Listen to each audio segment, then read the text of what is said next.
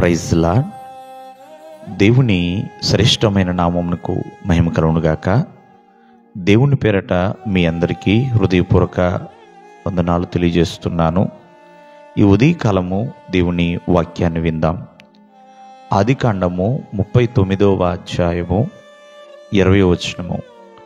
అతనిని పట్టుకుని రాజు ఖైదీలు బంధింపబడు చెరసాలలో వేయించెను. ప్రియమైన వాళ్ళరా, భక్తుడైన యోసేపండి. మరి ఎవరో స్త్రీ పోతీఫర్ భార్య యొక్క తప్పుడు దోషారోపణతో అతను చెరసాల పాలై ఉన్నాడు. మరి చెరసాలలో ఒంటరితనానికి తను గురై ఉన్నాడు.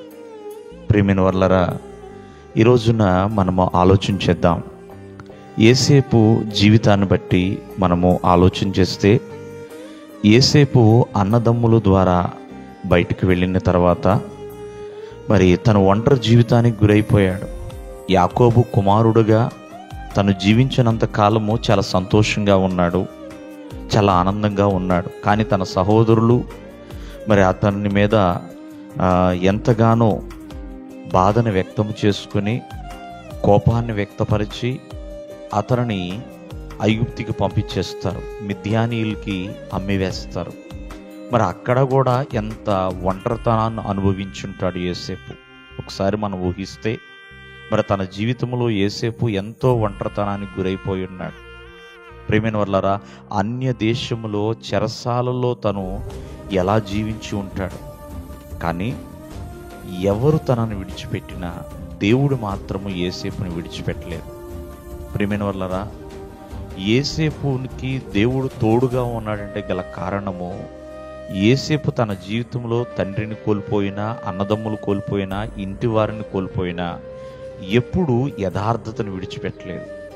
ప్రభువునందలి భయభక్తులు విడిచిపెట్టలేదు, విధేయతని విడిచిపెట్టలేదండి. అందుకనే తన ఒంటరి సమయములో కూడా దేవుడు అతనికి అండగా ఉన్నాడు, నీడగా ఉన్నాడండి.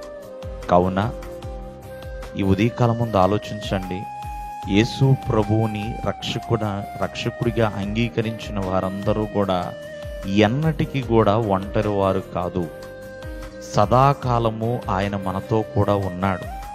మరి ఎటువంటి ఒంటరి సమయాలలో కూడా ఎన్నో శోధనలు గుండా వెళుతున్నప్పుడు దేవుడు నీతో ఉన్నాడు అని ఒక దృఢమైన విశ్వాసాన్ని మనం కలిగి ఉండాలండి. పదే పదే జ్ఞాపకం చేసుకోవాలి. ఎందుకంటే మీలో ఒంటరి అయిన వాడు 10,000 మందగును అని.